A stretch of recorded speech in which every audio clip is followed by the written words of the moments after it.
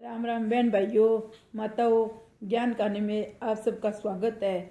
14 दिसंबर मंगलवारी मोक्षदा एकादशी है, तो मैं मोक्षदा एकादशी की कथा आपको सुनाऊंगी। श्री कृष्ण भगवान ने कहा, मंगसर मास के कृष्ण पक्ष की उत्पन्ना नाम की एकादशी होती है, जिसका वर्णन मैंने तुम्हें पहले सुना दिया है।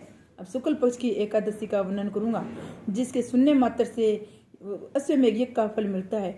उसका नाम है मोक्षदा एकादशी, जो सब पापों को अपहरण करने वाली है।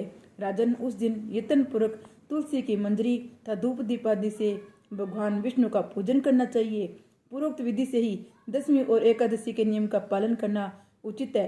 मोक्षा एकादशी बड़े बड़े पातकों को नाश करने वाली है। उस दिन रात्रि में मेरी प्रसन्नता के लिए नृत्य, गीत और स्तुति के द्वारा जागरण करना चाहिए। जिसके पितर पापवश नीच योनि में पड़े हो, वे इसका पुण्यदान करने से मोक्ष को प्राप्त होते हैं। इसमें तनिक भी संदेह नहीं है। पूरे काल की बात है। वैष्णव से भूषित परम रमणीय चंपक नगर में बैसाख नामक राजा रहते थे। वे अपनी प्रजा को पुत्र भांति पालन करते थे। इस प्रकार राज्य करते हुए राजा ने एक दिन रात को स्वप्न में अपने पितरों को नीच योनि में पड़ा देखा। उन सबको इस अवस्था में देखकर राजा के मन में बड़ा विस्मय हुआ और प्रातःकाल ब्राह्मणों से उन्होंने उस स्वप्न का सारा हाल कह सुनाया। राजा बोले, ब्राह्मणों, मैंने अपने पितरों को नरक में गिरा देखा है। वे बारंबार रोते हुए मुझसे यूँ कह रहे थे कि तुम हमारे तनुज हो, इसलिए इस नरक समुद्र से हम लोगों का उद्धार करो।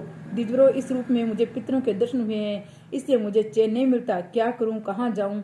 मेरा हृदय रोया जा रहा है। ब्राह्मणों, ये वह तप और वह योग जिससे मेरे पूर्वज तत्व काल नरक से छुटकारा पा जाए, बताने की कृपा करे।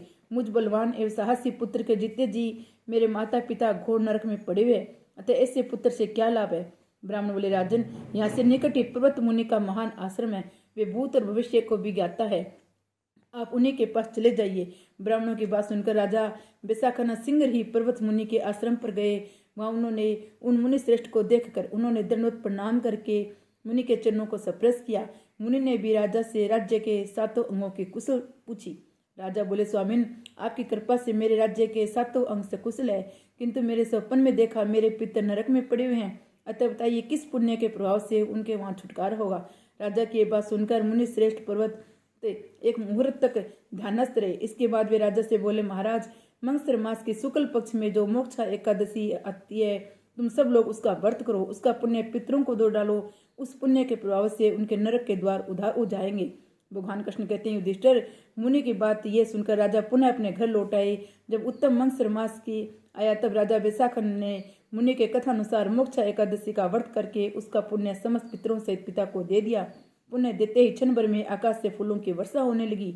बैसाखन से पिता पितरों सहित नरक से छुटकारा पा गए और आकाश में आकर राजा के प्रति पवित्र वचन बोले, बेटा, तुम्हारा कल्याण हो। यह कहकर वे स्वर्ग को चले गए।